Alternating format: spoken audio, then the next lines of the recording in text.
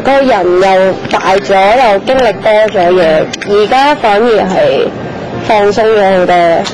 即係成唔好淨係話愛情，係所有嘅事都好似冇咗啲重擔咁樣咯，係好釋懷咗。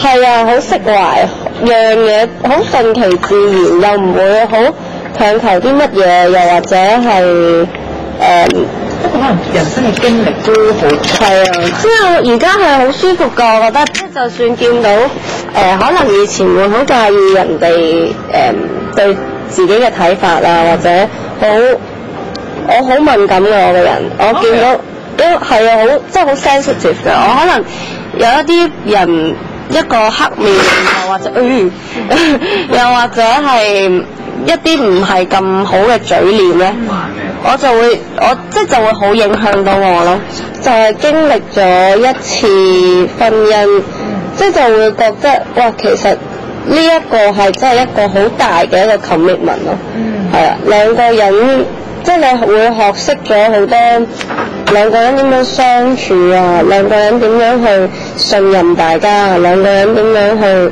去守一個承諾啊，等等好多好多嘅問題。我諗要真係可能要真係命中注定嗰一個人先至會係可以所有呢啲問題都會迎刃而解咯。所以而家即係愛情，你覺得自己嚟就嚟啦，亦都係啊，俾佢嚟咁樣。唔會，我又唔會刻意去強求，又唔會去抗拒。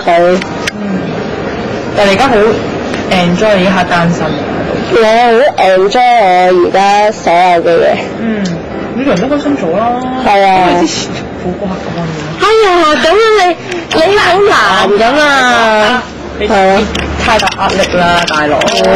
即係而家我會覺得，我又唔會驚邊啲嘢會影響我啊，又或者，即係我會覺得，我即係只要繼續係相信我自己嘅生命，即係總之我冇嘢係最終會影響到我自己嘅。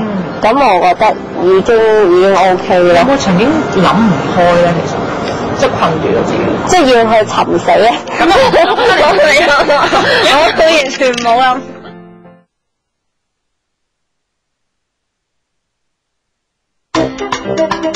先買入好